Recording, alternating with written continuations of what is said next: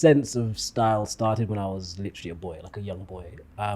Okay. Being the only black person, we were the standard that everyone looked to. My mum made sure that her kids were crisp clean, no dirt, like everything had to be on point because she was very conscious that we are the standard for everything. I go home, Mum, you're a beep. She's like, huh? I'm like, yeah, you're a beep. She's like, who told you that? One of my best friends. She's like, you never say that word. I'm like, why? And now I'm curious. I'm like, what's wrong? Why? Oh my God. Why? Bro. I want us to start with your relationship first. Yes, let's start with that. Hey. Yeah, shake it. We said there was still. parameters. So let's talk about your relationship. So before that relationship, you'd never dated before. Dated. Okay, I'd had girls in school, like I said, just rotation. But that was very childish. You know, just you did it for status. Just like, fun. I should get that girl because this. So let's go through this relationship. Let's go from. So you're working basically 3 jobs. How exactly did you meet this person, and how exactly did that happen? I'm gonna be very general. Go ahead. We'd been family friends for years, since the 90s. Yeah. Never saw it like that. Yeah. Then one day it hit. I was like, oh, and then Yeah. Did that relationship contribute to you in any way? To uni. You. Oh my God, yeah. To this day, like we're still like best friends. Like to this day, she's one of the most incredible people. Made me mature like this. Made me understand what it means like to accommodate this. I always say this to guys, like the hardest thing I think in a relationship is accommodating someone else's emotions. Like there's your brain and then you have to think about someone else, and that's new for a lot of people. Yeah. Like having that consciousness that this affects another person. I'm thinking about this person. I should be in communication with this person. So that taught me about that. Like a lady requires attention, care, and it's a big part of your life. But when you're young and you've been killing it, you don't realize that. So that taught me that. One of the best lessons ever. And I just matured. Like she wasn't impressed by anything else. She wasn't impressed by the stories or the parties. But then she saw like who I was, and not the fluff around it, which was incredible. Yeah. Beautiful. Yeah. Now let us move on. Thank you. Well answered. Please. My belly button's sweating. I can't. Don't worry. I can see you fitting into the shirt. Pocket gym. Shut up. Come on. Hello. Second thing. Now let's talk about the other pillar, which is the 3 jobs you did during the year. So you previously had no work experience. I did. I'd always like worked on weekends. Worked at like a bakery. Did like a marketing job. You know, there's little odd jobs. Really helped. I encourage people to do it a lot. Like do anything. So yeah, bakery, sales, factory, another factory, just lots of different jobs that you can get when you're like 16, because there's only certain ones you can do. So I always needed something in my pocket. Yeah. Calm.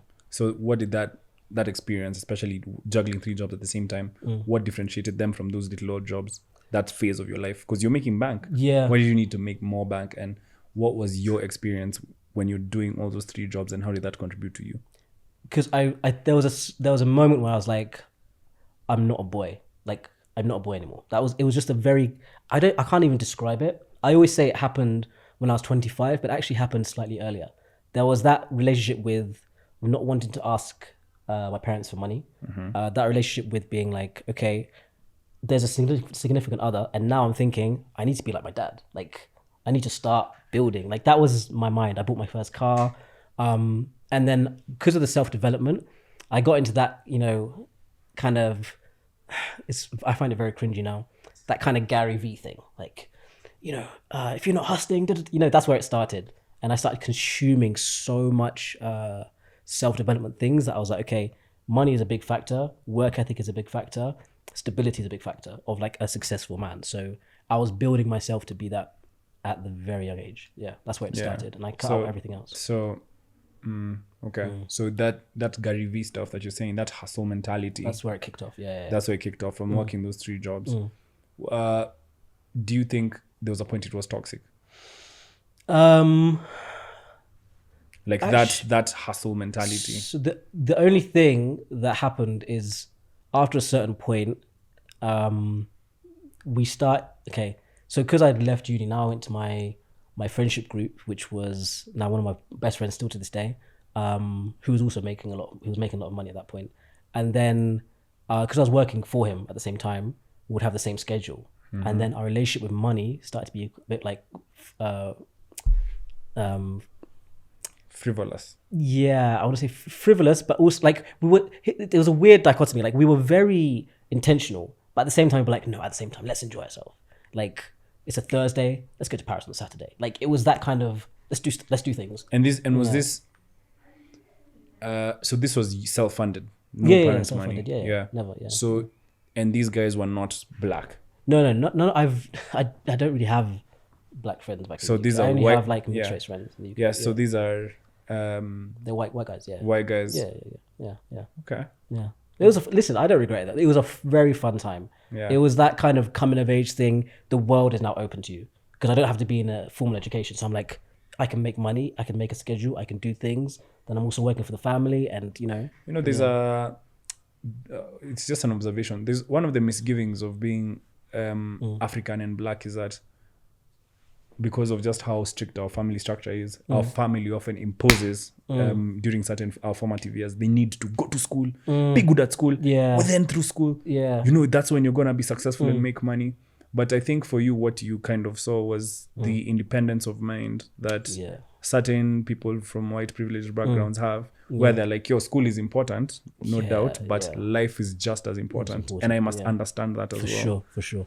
Also, I was, so the narrative of the African family was not lost on us. But the only skill I had, even with my parents, and they'll watch this and laugh, is I'm very good at negotiating.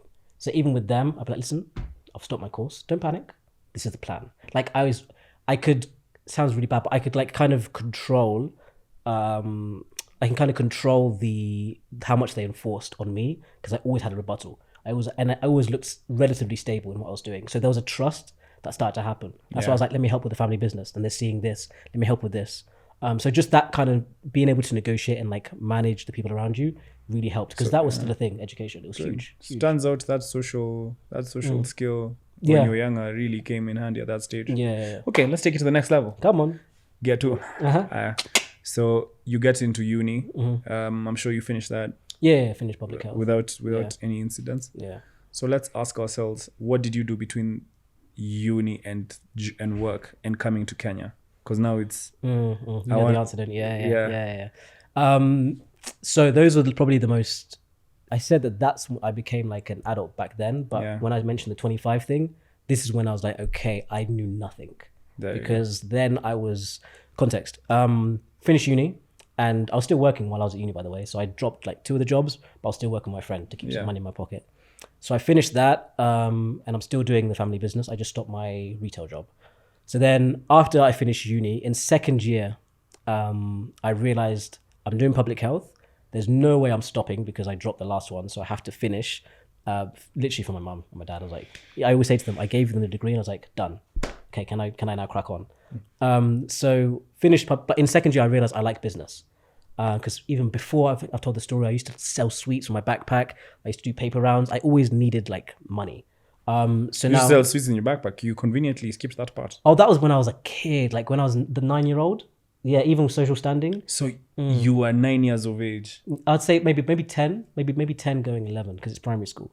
So I went to my dad and I was like, Dad, I've seen one kid selling sweets, but he doesn't do it at scale. I didn't use his words, but he sells 1 or 2 things. He buys every 10p, sells for 20. I was like, is there a place I can get a lot for cheaper so I can sell more? And he was like, very good, son. Write me a proposal. So I'm like, this is the proposal. At 10? Yeah, I'm like, this is the proposal. Your dad, I must meet him. He's a great man. What a great man. Hey, what? Dad. Yeah, so I was like, okay, Dad, so show me. So he literally took me one weekend. He was like, this is called wholesale. I'm like, wow. So now, when you go to a shop and you see the small box. And the fact that he took the time. Yeah, and he basically, so how it works, because he was a consultant, he's looked at as a business, himself. So he could register for a card to be able to buy at wholesale because he's a business. So he was like, okay, I'm going to register using my business, my company, myself, and I'm going to invest in your first bit of stock. We're going to go buy a small amount, go sell it, come back next week. And every Saturday we used to go and buy more, and the stock kept getting bigger and bigger and bigger. So I think it was 300% profit at one point. It was mad. because I was buying wholesale, and then the guy couldn't compete with me that was buying from the shop and selling more. Because if you're coming to me and I've bought like a whole box compared to you that's bought like a handful, you have to sell above retail price. But I can sell to you at the same price as the shop in school. So I'm giving you convenience, right? So basically, it went really well. Started going to wholesale every weekend. How old were you again? The way you're talking about this business, like Charlie the Chocolate Factory. I didn't understand why it worked, but I just knew the numbers. I knew that, and every week I'd have like a spreadsheet, like written, not even on computer, just like this week I've made this. I bought like 50. I've sold this in this week. My dad was like, impressive, yeah. Paid him back, and now I was just making profit. McDonald's on me. It was great. So carried on doing that until it got to a point we were making too much money, so the school shut it down. They were like, these guys, because now when I did it, people started copying, and I'd give information free. Yeah, I buy it. Yeah, I'll buy it. Then other kids came. Then there used to be fights, people getting robbed for their stock. It was like a whole mafia. Eli is the king. Don Corleone. No, it was. Have you watched The Boondocks? An episode called The Fundraiser. No, I will send it to you promptly. No, okay, yeah. Because it was a cartel business on selling. It was like a cartel. It was like, I remember it was either Refreshers, double decker bars, or Lion chocolate bars, or Snickers, and it was a whole cartel. It was great. Yeah, so lunchtime you'd be like, come, I've got something. That's mad. That's mad. No. So I remember. So because of that, I realized in uni, I was like, what did I used to love doing? I used to love going and writing down how much money I made. I used to love business, and I loved fashion. So first crash and burn business after the sweets was, I was like, I'm going to start a fashion line. My dad was like, let's do the same thing again. Write me a proposal. What do you need? This, and this. So I was like, cool. I found some people in China that I can import some clothes from. These are the designs, and I've got a business partner. So he used to come to my house. We used to work till like 2 a.m. And again, I had that whole, I'm at uni, but we had this whole thing. So we'd be like, okay, we've got the designs, this, and this. Now, this is the danger of being funded by family. There's a slight lack of respect for money when it comes from someone you love, because you don't realize the payback thing, right? So invested, and I think I've told this story where we started buying packaging before stock. So stupid decisions like that. And my dad let me make those mistakes, because he'll be like, are you sure you want to do this? I was like, yeah, cool. And he was like, okay, do it. Then we crash and burn. He'd be like, I told you. So I made that mistake, and I still had to pay him back the money. So through learning like that, I was like, I actually like this process. Then, because I think he sort of saw that in me, after I finished uni, I said, I'm not going, because I looked at the salary cap of someone in public health. I looked at how many years it would take to make the amount of money I wanted to make. And now I'm like mid-20s. I was like, I don't want that for myself. I don't want to be in an office doing this. And I expressed this so much to my parents. They're like, it's okay, but you have to finish. So I was like, okay, say less. Gave them the degree, and I was like, can I fully take over one of the businesses? They're like, sure. Did that, and then... Which business was this? Property. So I was managing the property. So many stories there, but it was interesting. So I'm like the common theme is your dad is actually like overseeing from afar. Yeah. Because he didn't have the time sometimes, and now he was like, he's a bit of an adult now. He can... Yeah. But always I had to always plead the case. Like, I'm going to do this because of this. Okay. So yeah, he really allowed me to fail a lot. That's why, number one mentor. So after doing that, without going into like details of his business, there was a project that required him to go into Central Europe because of Brexit, when Brexit happened. Then basically, when he explained it, so I talk to you about this all the time. In our family, one of the things we like to do is if anyone has a project, anyone has an idea, we all talk about it. Like, everyone knows what's invested where, how much money we have, what are we doing. It's a group decision, like everything. So my dad was like... Please say that again for the audience. Yes. The family. Yeah, the family. Like, this family as a unit. And I feel like, and I told you this before, there's a lot, in Kenya, there's a lot of, I think the word is opacity. Like, there's a lot of opaque behavior around finances in our family, in our country. Because African communities don't have that openness. Very true. Regarding like the state of the family, like finances. And I agree that sometimes it might sound like something coming from a point of privilege, but it's also coming from a point of learning. For sure. So like that difference is really, really stark, because I honestly think a lot of guys don't even know what their families. I think it's so key. Because I feel like they always say you can learn something from anyone, right? So the beauty of bringing everything to your family is you might have a 13-year-old that says, what about this? And they don't know. It's from a place of ignorance. You're like, I haven't considered that. You might have someone like my brother who's doing like derivatives, stock, all that stuff. You're like, have you thought about this? Okay, let's put money here. I'll come and be like, I've read this somewhere. So now when you have like 5 minds instead of 1, or even 2, if it's like a couple, you have so many other people that can put input. So that's one of the things I think. It took time. It was like a gradual process of being like, let us in, let us understand. So it's one of the things I'm definitely going to do as like a parent, is be completely transparent. That's how much we have, and also it manages expectations. You can either think you have too much or I think you have less. But if everyone knows what's happening, then they know exactly how to behave. Yeah. So with one of those meetings, there was a contract happening in Central Europe, a new job, and he was like, "I'm going to do this." Then I was like, "Dad, if you're doing this contract, is there a way that I can set up a company and like we can like work together?" Yeah. And he was like, "Let me figure that out." So he came back and was like, "Yes, this is what you do, etc., etc." So details aren't important, but basically, for like a year and a half, I was working in Central Europe in like Prague, Czech Republic, just around there, and helped him with like setting up a very big project that needed a lot of help. So through shadowing him so Monday would fly out, come back on Friday. Monday, Friday, we'd spend the work week together. Through shadowing him, seeing his integrity, relationship with money, work ethic, which was insane, you can't help but have that rub off on you. And so you're seeing the benefit of it, but you're actually seeing what it takes to do what you're doing. So the guy's like, he's not a young guy, but he's up at 4 a.m. So I'm like, why am I not up? Why are you asleep? Why are you asleep? Stepping on mattresses. Yeah, exactly. I swear, So he'll be like, so without telling me, he's teaching you. He'll teach me. He Miyagi'd you. So I would make sure I'm up like 20 minutes before him. Yeah. And at some points, if we have like a lay-in, I'll be like, I'm gonna go to the gym at 5 a.m. That's where my relationship with the gym became really good, because I'd be like, if we start the day at 6, I can get out by like 4:45. I can come back by thing and be like, I'm ready, Dad. So it was that kind of, I wanted to prove not just to him but to myself that I can match the level of hustle, etc. Another thing was just the relationship with money, relationship with people. We talked about this before. Having a fearlessness to walk into rooms. That year taught me all of that. Like, be able to walk into any room, be able to talk to anyone. Like, no one really knows what they're doing. But if you look like you know what you're doing, they'll assume that and then give you whatever you need. Incredible. Yeah. Incredible. Your dad like sounds like quite a guy. Absolute G. Absolutely. Yeah. All right. Yeah. Let's move you from Czech to the city of Nairobi. Yes. So when you were done with your experience with the Czech Republic, did you bring any of those skills back home? And how was it transitioning from the UK, Eastern Europe, Central Europe, and Kenya? How did that transition happen? So the project in Czech starts to finish. Yeah. To sort of like, and by the way, as I'm telling this story, I realize the consistent factor of privilege. So I don't want to ever skip over that. I know like even having that kind of mentor, some people don't have, but I'm just telling like my truth, right? So the project finished and we're like, okay, congratulations, good stuff. Let's do like a family trip. So we do a family trip and end up in Nairobi as like the last destination.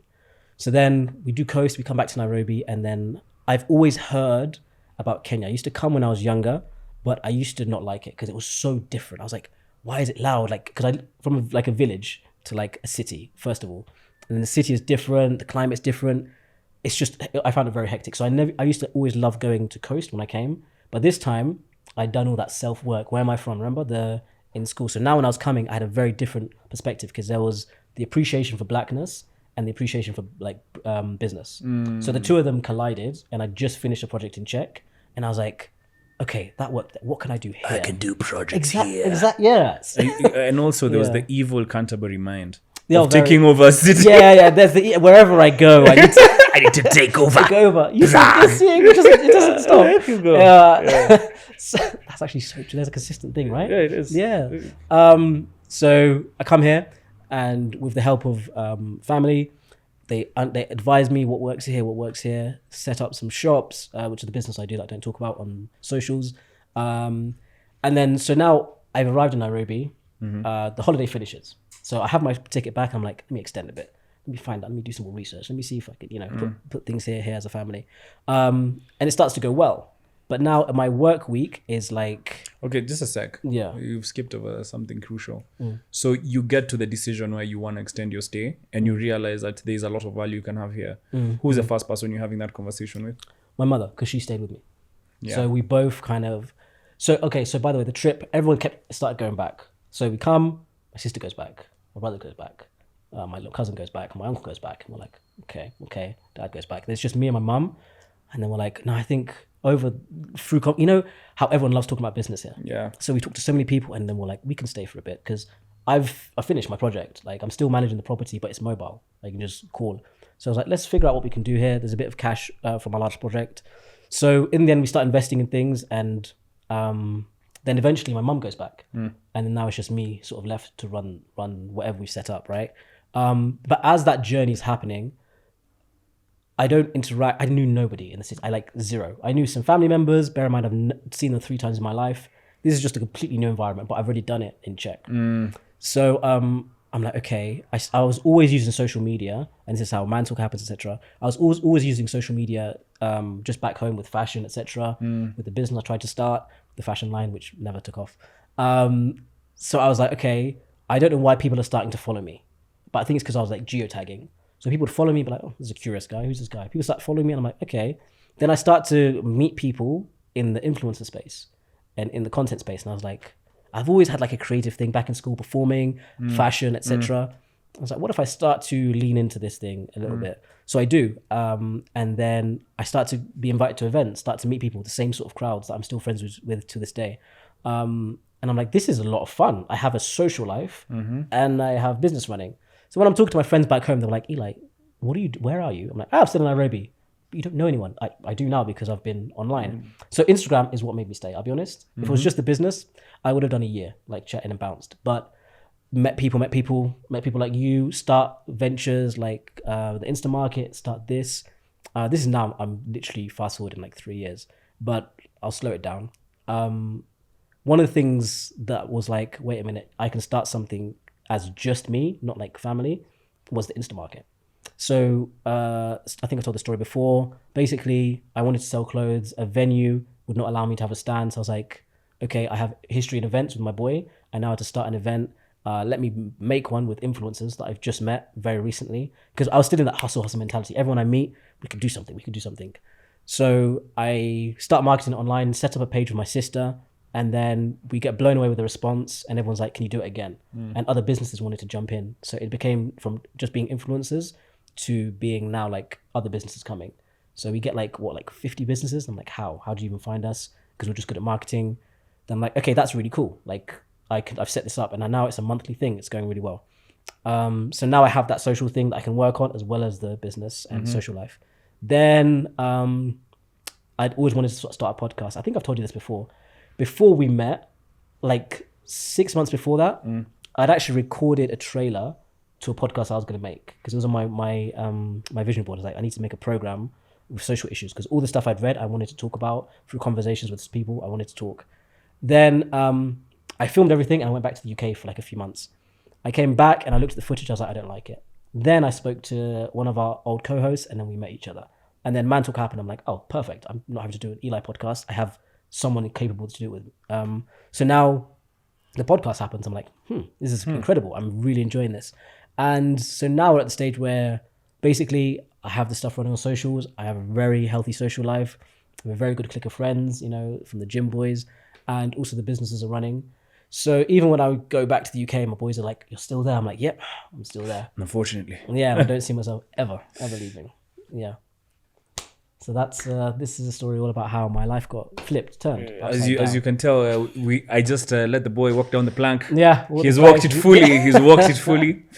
Yeah. Okay, one last question, Mr. Monday. You enjoy asking this question all the time at the end of the podcast. You always ask it. Always. Yeah. So, what's one piece of content that you'd recommend? A book, a movie, something that really, really impacted your life and that you want to share with others? Can I give a slightly different answer to what I normally do? Go. So I feel like it's hard to identify one, but I can give a formula that I use for self-development. Let's go. When I decided to take it seriously, I basically said, and this is what anyone can do on their socials or anything, I made sure that whatever I consume, so it's a general thing, right? That's why it's a structure. Whatever I consume adds some sort of value to me. So, and this comes in like phases. Sometimes it'll be completely dialed in. Sometimes I'll still have things that I just enjoy for the sake of it. But at a certain time when I was making the most progress in my life, from morning to evening, anything that I listened to, anything I looked at, gave me some sort of value. This is especially when I was in Czech.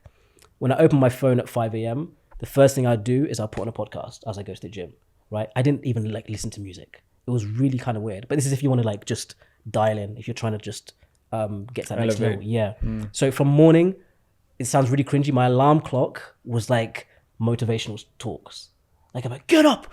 If you win, like from the morning, from 5 a.m. It's like, if you want your body to change, you got to change your mind. Like, oh my God. So that's how I used to wake up. I go to the gym and then now there's a podcast with no music. You sound like Rotimi's best friend. What's up? I was there. Like I was in that exact same bag. Like, but it's not sustainable. I will say that. It's after a while, you need to enjoy life. Really, you have to enjoy life. Eat life slowly with a teaspoon. With a teaspoon. Say this every Thursday on live. With a teaspoon. Don't rush. So a formula is that like find something that you resonate with. So big person in my life that's a virtual mentor is like Kevin Hart. I would check what he's doing every day. Like he's in the gym. I need to be in the gym. He's working on a project. He says he's doing 5 things at once. I can do 5 things at once. Jordan Peterson talking about the mind, Diary of a CEO, talking about business, and everything. Even when I'm watching YouTube, I'd be following like Gary Vaynerchuk, small doses now, but like Gary V. So all these people somehow are contributing. And what used to happen is now every interaction I had, because I'm so consumed by everything, I would now regurgitate that information to my father when we're like traveling, and he'd be like, "Oh, interesting." And now because I felt like I wanted to tell people positive things. That's kind of how the podcast started. I'd be like, let me go and listen to more things. Let me go read more things. So I would say find like maybe 5 people that you identify with, that you've always looked up to. Just invest in their story. Invest in, like I even cut off music. Just listen to any podcast like Mantalk that you feel that they're speaking to you, and make that your whole like life until you're like, I think I've elevated. Fantastic. Yeah, that's what I'd say. That's the formula. I will conclude by saying this, Mr. Mwenda. Go on, man.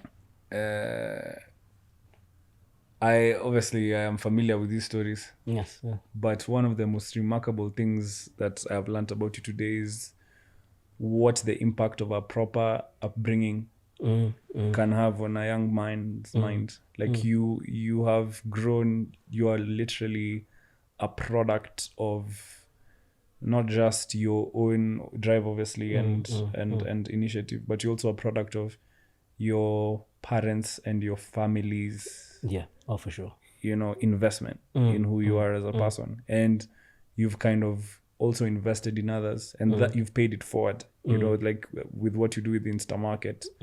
I have observed that you obsess about how other people are benefiting from the relationships with you. And even with me and Mantalk and how we run this thing, I've noticed that your obsession isn't necessarily based on your own benefit, but it's on how much value you give others. And it seems that it is a thread of your entire life.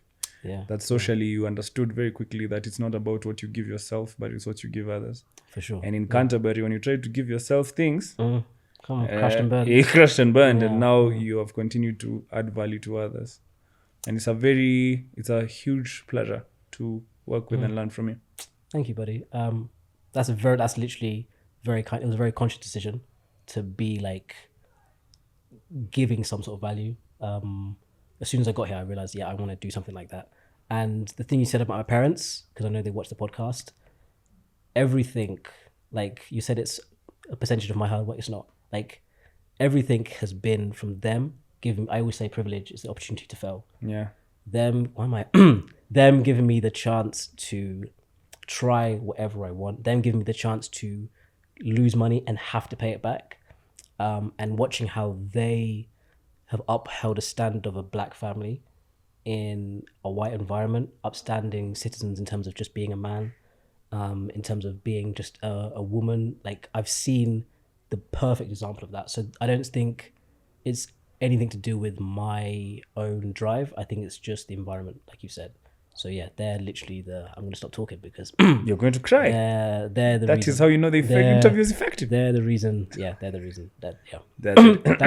Done. There is reason. Yes. They're the reason. So I hope you enjoyed making this podcast. Half as much, baby. We enjoyed making it. Because we had a ball. Shout out mom and dad. Yay, shout out to Mama Eli and Baba Eli. As you can see, I can make your son cry anytime I want. It's so Have a good day. It's another bagging episode.